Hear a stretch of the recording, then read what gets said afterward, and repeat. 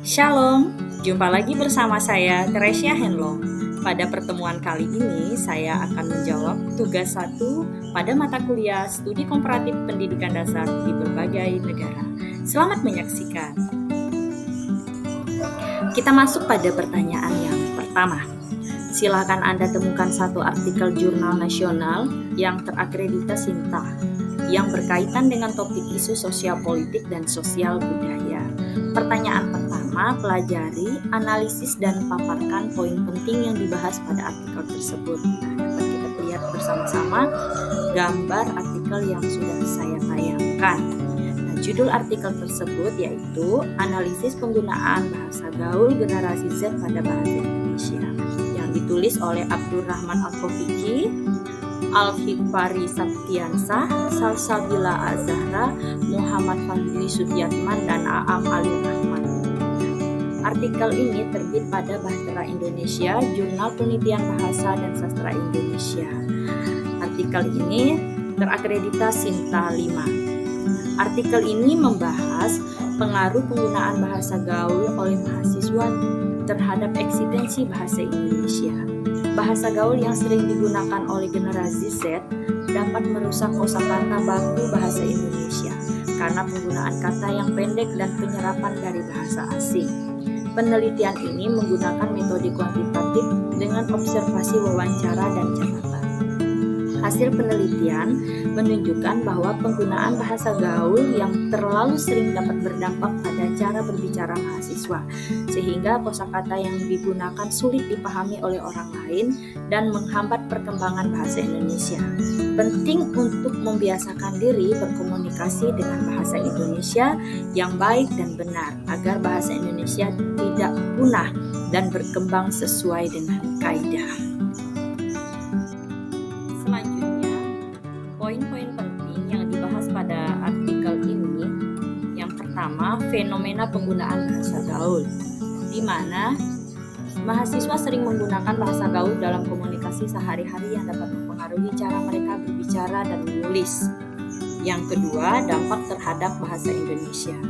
Penggunaan bahasa gaul yang berlebihan dapat merusak kosakata baku bahasa Indonesia karena kata-kata yang digunakan seringkali tidak sesuai dengan kaidah bahasa yang benar. Yang ketiga, kebutuhan untuk pembiasaan. Penting untuk membiasakan diri berkomunikasi dengan bahasa Indonesia yang baik dan benar, terutama dalam konteks formal seperti diskusi, ceramah, dan wawancara. Dan yang terakhir yaitu peran generasi Z.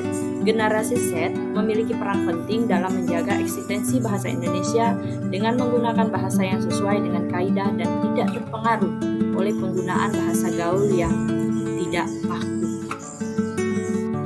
Kita masuk pada pertanyaan nomor 1 bagian B. Kemudian kaitkan dengan hal yang terjadi di daerah atau sekolah tempat Anda bekerja. Di sebuah sekolah di daerah tempat saya bekerja, penggunaan bahasa gaul di kalangan siswa bahkan terhadap guru menjadi fenomena yang perlu diperhatikan. Siswa sering menggunakan bahasa gaul dalam komunikasi sehari-hari, baik dalam maupun luar kelas. Hal ini dapat mempengaruhi kemampuan mereka dalam menggunakan bahasa Indonesia baik dan benar, terutama dalam konteks akademik dan formal.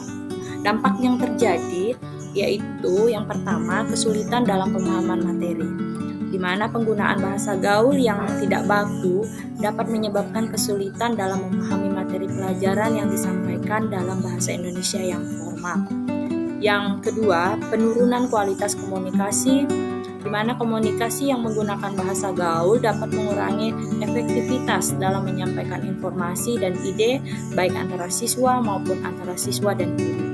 Dan yang ketiga, pengaruh terhadap prestasi akademik. Nah, di mana kemampuan berbahasa yang kurang baik dan dapat mempengaruhi prestasi akademik siswa, terutama dalam mata pelajaran yang membutuhkan kemampuan berbahasa yang tinggi. Nah, upaya yang dilakukan oleh sekolah yaitu pertama, pendidikan bahasa yang menanamkan pada kaidah memberikan pendidikan bahasa Indonesia yang menekankan pentingnya menggunakan bahasa Indonesia yang baik dan benar, serta memahami perbedaan antara bahasa gaul dan bahasa baku. Yang kedua, pembiasaan dalam kehidupan sehari-hari, di mana membiasakan siswa untuk menggunakan bahasa Indonesia yang baik dan benar dalam berkomunikasi sehari-hari, baik di dalam maupun di luar kelas. Dan yang terakhir yaitu peran aktif guru dan orang tua. Guru dan orang tua memiliki peran penting dalam membimbing siswa untuk menggunakan bahasa Indonesia yang sesuai dengan kaidah serta memberikan contoh yang baik dalam berkomunikasi. Kita masuk pada pertanyaan kedua. Bagian A, silakan Anda temukan satu artikel jurnal nasional terakreditasi SINTA yang berkaitan dengan pendidikan berwawasan multikultural.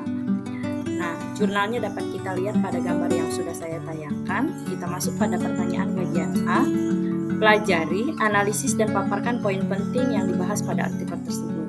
Nah, artikel ini berjudul Pendidikan Multikultural sebagai Upaya dalam Menginternalisasi Sikap Toleransi Siswa, yang ditulis oleh R.E. Wati, D.E. Kusmaningrum, dan J. Juharyanto. Nah, jurnal ini terbit pada Jurnal Pembelajaran, Bimbingan, dan Pengelolaan Pendidikan, terakreditasi pada SINTA 2. Artikel ini membahas pentingnya pendidikan multikultural dalam membentuk sikap toleransi siswa. Pendidikan multikultural dianggap sebagai strategi efektif untuk menginternalisasi nilai-nilai toleransi terhadap keberagaman budaya, suku, agama, dan ras di kalangan siswa. Nah, ringkasan poin yang penting pada artikel ini yang pertama, pendidikan multikultural bertujuan menginternalisasikan sikap toleransi siswa terhadap keberagaman budaya, suku, agama, dan ras. Yang kedua, implementasi pendidikan multikultural dapat dilakukan melalui kurikulum, kegiatan ekstrakurikuler, dan pengembangan karakter siswa.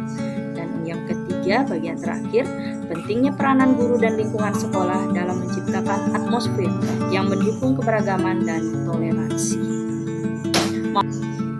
Kita masuk pertanyaan kedua bagian B. Kemudian kaitkan dengan hal yang terjadi di daerah atau sekolah tempat Anda bekerja.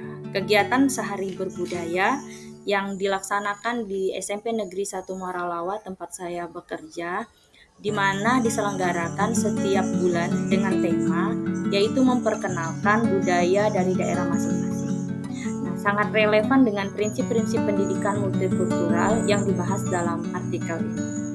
Implementasi pendidikan multikultural melalui sehari berbudaya ini yang pertama yaitu penghargaan terhadap keberagaman melalui presentasi pakaian adat, musik tradisional, tarian tradisional, dan makanan khas siswa belajar untuk menghargai dan memahami budaya dari berbagai daerah. Yang kedua yaitu pengembangan sikap toleransi. Kegiatan ini mengajarkan siswa untuk menerima perbedaan dan menghindari sikap diskriminatif terhadap budaya lain. Dan yang terakhir yaitu peran aktif siswa.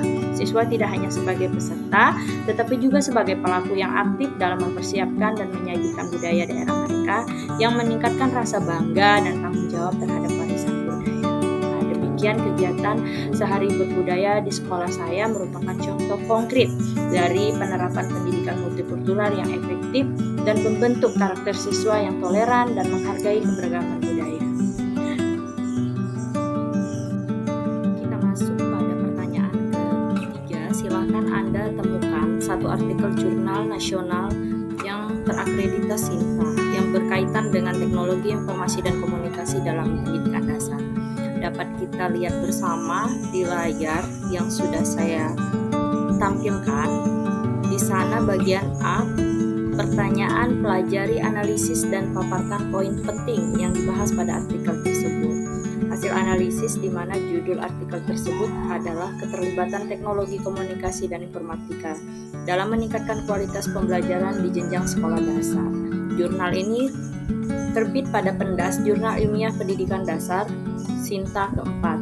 Nah, topik pada jurnal tersebut yaitu pemanfaatan TIK di SD dan bagaimana hal itu dapat meningkatkan mutu pembelajaran.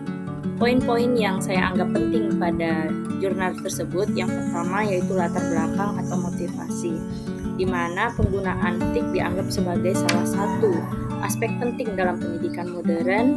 Yang kedua, kualitas pembelajaran SD dapat ditingkatkan jika guru dan siswa bisa memanfaatkan media teknologi yang mendukung, misalnya perangkat digital, internet, media presentasi, aplikasi edukatif.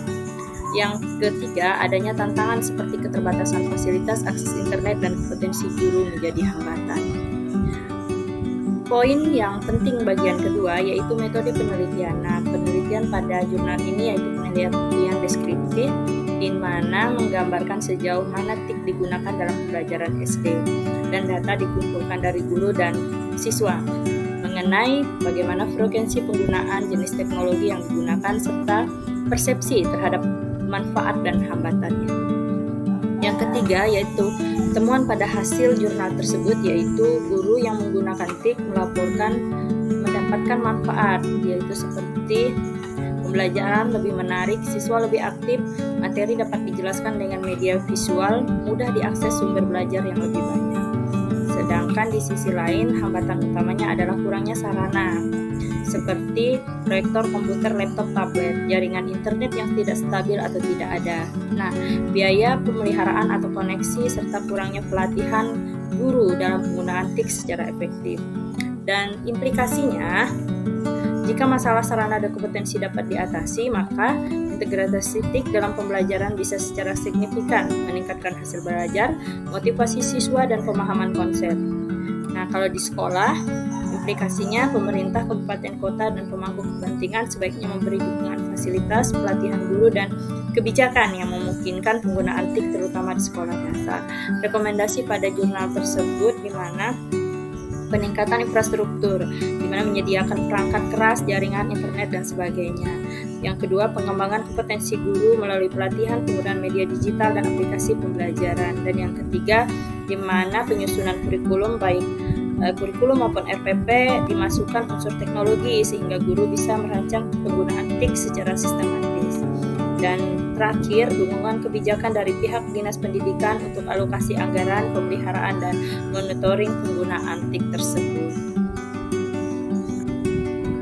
Pertanyaan selanjutnya kemudian kaitkan dengan hal yang terjadi di daerah atau sekolah tempat Anda bekerja. Nah, ada satu daerah yang tempat saya bekerja di daerah terpencil. Di sana saya mengaitkan jurnal yang saya telaah ini dengan daerah tersebut. Ada beberapa aspek yang dapat saya teliti. Yang pertama, manfaat penggunaan TIK. Nah, di artikel tersebut jelas menyebut pembelajaran jadi lebih menarik, siswa aktif, materi lebih mudah dipahami dengan media visual ataupun audio. Sedangkan di daerah atau kondisi sekolah tersebut belum dimanfaatkan TIK. Pembelajaran masih sangat tradisional, ceramah, tulisan di papan tulis, buku teks, siswa kurang tersimulasi, pemahaman konsep lebih lambat dan generik. Nah, bagaimana implikasi dan solusi potensialnya? Di mana menunjukkan bahwa sekolah bisa mendapatkan manfaat besar jika bisa mulai menggunakan sedikit-sedikit TIK, misalnya via proyektor sederhana, smartphone guru, modul offline, untuk meningkatkan ketertarikan belajar pemahaman siswa. Aspek yang kedua yaitu hambatan utama. Nah, di jurnal jelas dikatakan fasilitas kurang, koneksi internet tidak stabil, guru belum terlatih, sedangkan kondisi sekolah tersebut persis sama di daerah terpencil, fasilitas minim, malah tidak ada, internet belum tersedia, guru belum pernah pelatihan tentang penggunaan teknologi dalam pembelajaran. Nah, implikasi dan solusi potensial yaitu mencari alternatif offline, perangkat sederhana misalnya laptop, HP guru, flash disk dengan materi multimedia, video yang mudah, melaksanakan pelatihan internal atau via Dinas Pendidikan, memprioritaskan infrastruktur misalnya listrik atau perangkat dasar. Aspek yang ketiga yaitu peran pemerintah. Artikel menyarankan dukungan kebijakan anggaran dan pelatihan dari pemerintah. Namun di sekolah tersebut belum ada kebijakan khusus dari daerah kecamatan yang mendukung anggaran terbatas karena jarak, kondisi, dan geografis. Nah, implikasi dan solusinya penting untuk advokasi ke Dinas Pendidikan setempat supaya ada perhatian khusus ke sekolah terpencil, bantuan TIK, program pemerintahan yang mendistribusikan perangkat subsidi internet, pelatihan guru. Selanjutnya, aspek yang keempat, penerapan secara bertahap. Artikel menyarankan belum ada penggunaan TIK harus terencana dan sistematis. perencanaan RPP, penggunaan media monitoring. Sedangkan kondisi sekolah, karena kondisi masih minim, sekolah belum ada RPP yang memasukkan elemen etik atau belum ada monitoring pengukuran efek penggunaan teknologi. Nah, implikasi dan solusi potensialnya, sekolah bisa mulai membuat pilot project kecil, misalnya satu mata pelajaran menggunakan materi TIK lalu dievaluasi, kemudian diperluas juga. Guru bisa berkolaborasi berbagi materi digital mulai dari yang sederhana. Kita masuk pada pertanyaan keempat. Cari satu artikel jurnal internasional bereputasi Scopus dengan topik teknologi informasi dan komunikasi dalam pendidikan dasar. Nah, jurnal tersebut dapat kita lihat bersama pada gambar yang sudah ditayangkan. Judul jurnal tersebut yaitu Information Communication Technology Education in Elementary School, a Systematic Literature Review. Penulisnya yaitu Royce Saifuddin Zuhri, Insih Wilujeng, Herianto, dan Hamidullah Ibda. Jurnal ini terbit pada Journal of Education and Learning. Periode studi literatur yaitu 2019-2023. Basis data yang digunakan, artikel-artikel yang terindeks di Scopus, jumlah awal 812 artikel, seleksi hingga 61 artikel yang sangat relevan untuk tema tersebut. Kita masuk pada pertanyaan keempat yang terakhir, yaitu hal-hal yang dianggap penting yang dibahas pada artikel tersebut. Menurut saya ada 4 hal penting yang dibahas pada artikel tersebut. Yang pertama yaitu karakteristik ICT education di sekolah dasar, di mana yang pertama ICT digunakan dalam berbagai bentuk, yaitu pembelajaran online, interaksi komunikasi, media digital, perangkat lunak, edukatif, penggunaan software, penggunaan tugas materi digital. Yang kedua yaitu pendekatan TPACK, di mana menjadi salah satu kerangka penting dalam integrasi ICT. Yang ketiga, ICT education yang bersifat inklusif, real time, mendukung kemandirian siswa, komunikasi dan interaksi.